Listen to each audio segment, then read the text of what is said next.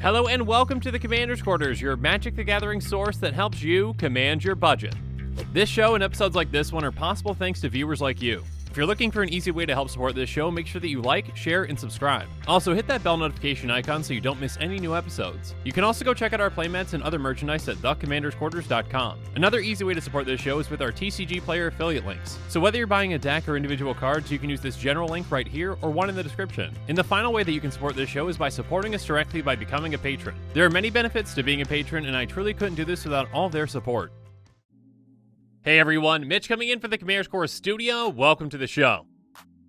So this episode's actually going to be completely different than any other episode I've ever made. Because on this episode, I'm asking you to please help me break this card. Here's the situation. A new commander was spoiled, and we'll get to the exact card here in a bit, but basically the second that I saw it, I thought there has got to be a combo with this card.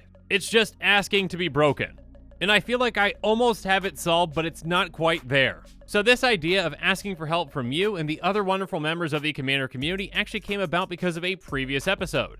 On the Cold the Forge Master episode, I go through a turn 2 combo with this commander, but I do speculate that there's probably a way to combo with it on turn 1. Little did I know that in that video there'd be hundreds of responses, many of them talking about the potential combos that you can do on turn 1.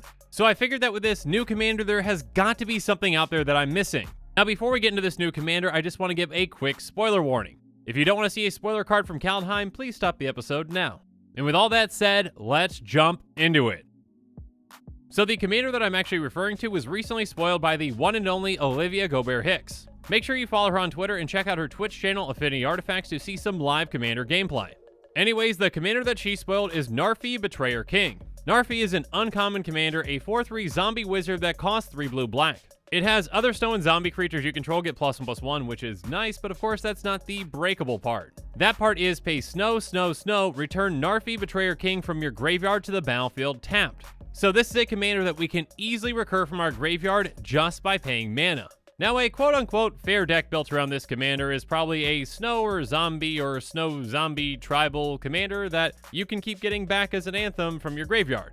If you deal with Narfi, cool, I'll pay 3 snow mana, I'll get him back, and he's gonna pump my team. That's not the deck that I want to build though. Even though I personally don't play combo decks, I really enjoy finding all the pieces that I need for something intricate and putting it together. Kinda like that Cold the Forge Master deck, I really enjoyed finding all those pieces and putting them together, but I'm not gonna go buy that and then play it. That's just not the kind of deck that I like playing. Regardless, that's beside the point, I want to break Narfi. The second that I saw this, I thought, you gotta be kidding me, they actually made a Reassembling Skeleton for the command zone. Reassembling Skeleton is just a 1/1, but it has pay 1 and a black returned from your graveyard to the battlefield tapped. It's a fantastic card for aristocrat-style strategies and can easily go infinite in various ways. Now, the main difference between Reassembling Skeleton and Narfi is obviously the mana requirement. Reassembling Skeleton essentially costs 2 mana to get back, and Narfi costs 3. But more so than that, it has to be snow mana. So that throws a complication to this problem. But I did have an initial thought and solution to this issue. So my first thought is that there has got to be some way to make this work because of the card Thermal Flux. Thermal Flux is an instant for a blue and it says choose one. Target non-snow permanent becomes snow until end of turn, or target snow permanent isn't snow until end of turn. And actually, ironically, that's not why I knew about this card. That second part, draw a card at the beginning of the next turn's upkeep, is why. Because in my Ink Treader Nephilim deck, it will take absolutely any cantrip that just costs 1 mana and draws you a card. It could really care less if it turns things into snow or not snow, it just wants to draw a ton of cards. Regardless, I'm happy I learned about this card back then because I thought it would give me a solution now. But the solution is just not quite there. Because the other piece of this that I thought of was Ashnod's Altar. Ashnod's Altar is an artifact that costs 3 and it has sacrifice a creature, add colorless colors to your mana pool. Ashnod's Altar is an incredibly potent combo piece, but unfortunately it's just a little off on this one. Your Thermal Flux can turn this into a snow artifact until end of turn, so it can make snow mana. The problem is, it's 1 mana off.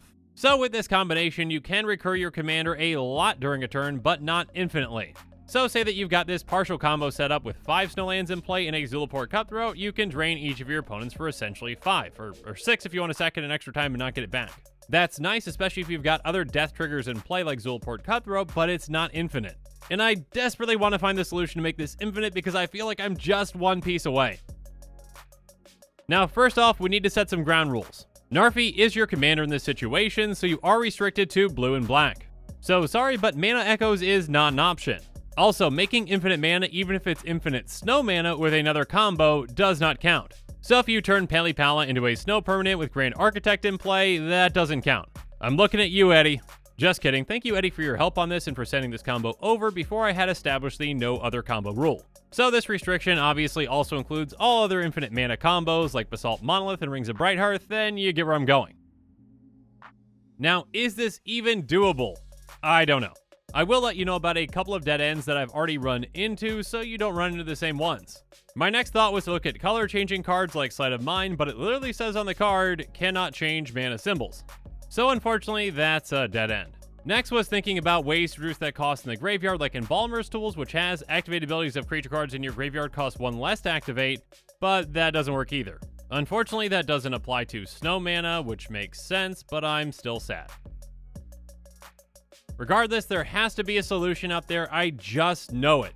Okay, well then maybe if there isn't though, then I'm sorry I wasted your time, and I hope you still enjoyed this episode. But who knows, I mean, again, with that Cole episode, I did not expect anywhere near that many solutions sent my way. And if you all can figure out a ton of different ways to combo off with Cole on turn 1, I'm sure we can all find one solution for this problem. Or at least I very much hope so. Just know that I believe in you! So if you figure it out, please, please, please comment below and let me know what it is. And thank you in advance for wanting to help. And remember that your solution has to fit within the rules. It has to be in this commander's color identity, and it cannot involve generating infinite mana in a separate way. And with that, the show has come to a close, so it's my turn to hear from you, so make sure you comment below and let me know what your thoughts on this episode are, and as always, thanks again and have a good one.